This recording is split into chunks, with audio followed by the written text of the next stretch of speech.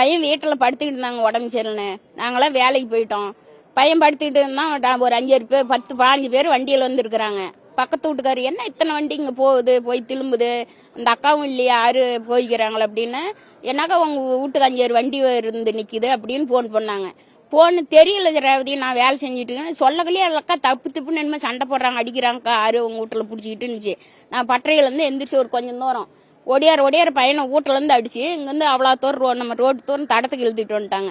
தடத்தை இழுத்துட்டு 20 பேர். நான் போய் பொம்பளை என்ன பண்ணேன், அப்பயும் என் பையனை விட்டுருங்கடான்னு பையன் மேலே போய் நான் விழுந்துட்டேன். என்னை அடிச்சு வளையெல்லாம் உடச்சுட்டு என்னை இழுத்து காட்டில் எஞ்சிட்டு பையனை எடுத்து வண்டியில் உட்கார வச்சுட்டு போய் வேற இடத்துல இன்னும் கொஞ்சம் தூரம் திருமலகிரியிலேருந்து வேடத்தாம்பட்டி கொண்டு போய் அங்கே புதையில வச்சு பையனை அடிச்சு இந்த மாதிரி பண்ணி விட்டாங்க. கொடுவள்ளி வெட்டி தொன்னையிலேயே அடிச்சு கொலை.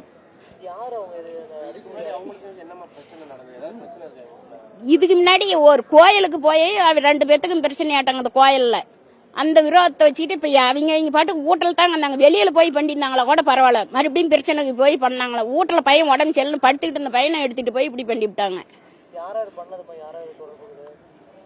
பக்கத்து ஊருக்காருங்க, அது எனக்கு பேர் தெரியாது, பசங்களுக்கு தான் தெரியும்.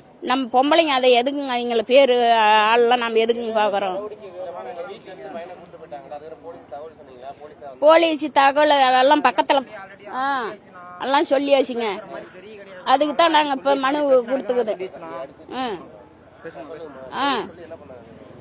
போலீஸ் சொல்லி என்ன பண்றாங்க, கேஸ் போட்டுக்கிறேன் பிடிச்சிக்கிறேங்கிறாங்க. அவங்க சின்ன பிள்ளைங்களை கொண்டு போய் ஒப்படைச்சிக்கிறாங்க. அது சம்மந்தப்பட்ட பெரிய ஆள் யாரும் பிடிக்கல. சின்ன பிள்ளைங்களை பிடிச்சி வயசு கம்மியாகிற பிள்ளைங்களை பிடிச்சி இது பண்ணி இருக்கிறாங்க. அது முக்கியமா செய்ய சொன்னவங்க மேல 6 மேலேயும் ஆட்சி எடுக்கல. அதுதான் எங்களுக்கு பிரச்சனை.